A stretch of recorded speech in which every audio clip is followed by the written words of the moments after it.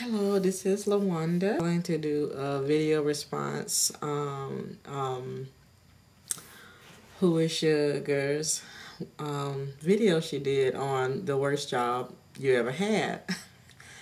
And I've been out of work so long, I completely forgot about this job, but I've been an at-home mom for about 12 years now.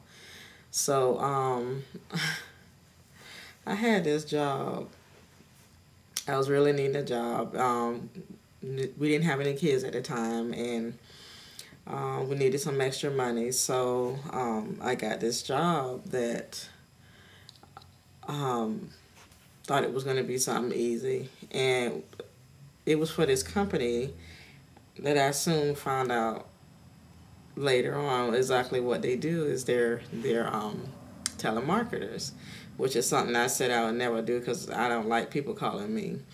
But needed to work. You know how that goes. When you need the money, you just, saw a lot of things go out the window. So it started out, it was supposed to be part-time, but most part-time jobs are you train full-time for a period of time until you learn the job, then you go part-time. So we trained for 2 days. We never got to be with the workers or see the work environment. We just stayed in this room for 2 whole days, learning and training. And it wasn't until the day that we actually worked on the floor. Like I said, it was 2 days training. And then the 3rd day, we went on the floor. And so I got a phone. So we were given this script to read and from the computer. The first problem with this job was that when you saw the person's name pop up on the screen, they already said hello. And we didn't have earphones, so you just sitting there holding the phone.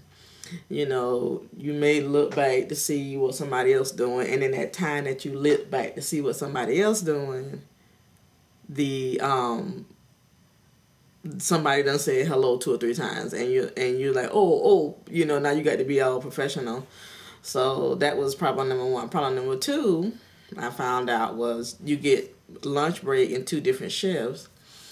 And it was about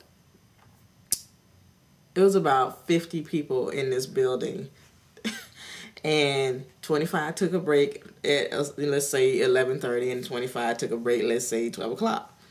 They had 1 break room with 2 tables, 1 refrigerator. That was problem number 2. Well, I don't know what number I'm at this point because it was ridiculous.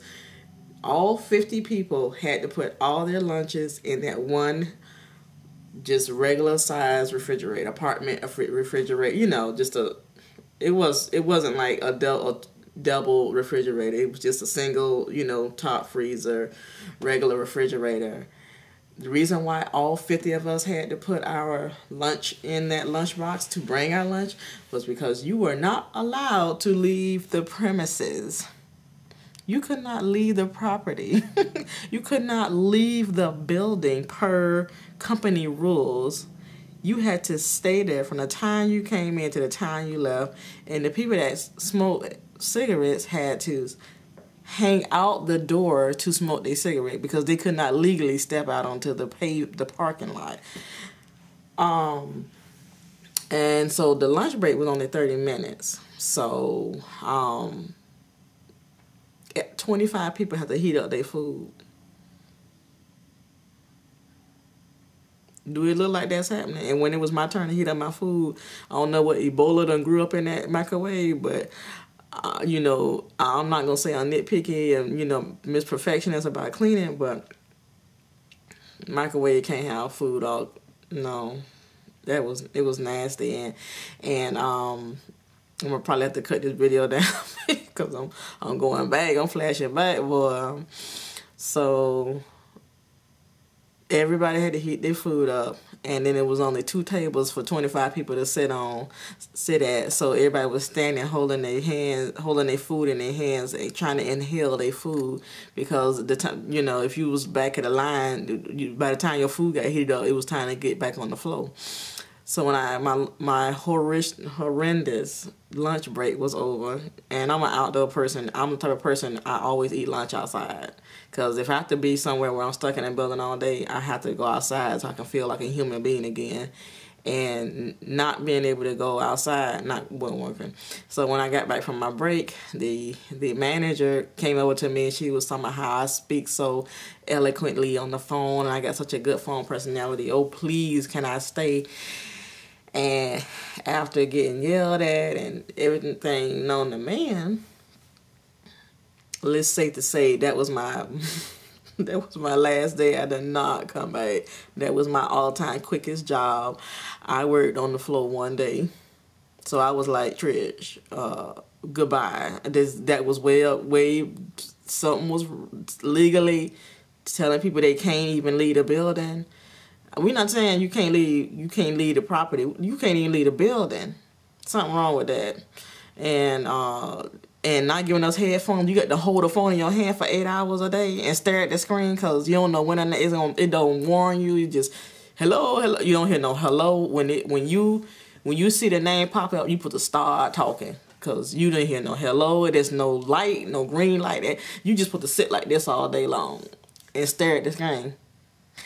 So, yeah, I left that. I almost said the name. I don't want to say that.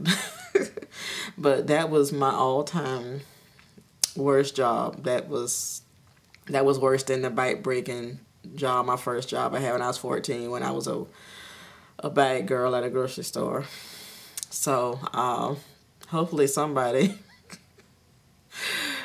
Hopefully somebody can appreciate this experience, but that's what my video response is to Who is Suge's video on your worst job of all time. That was pretty bad. Yeah, bye.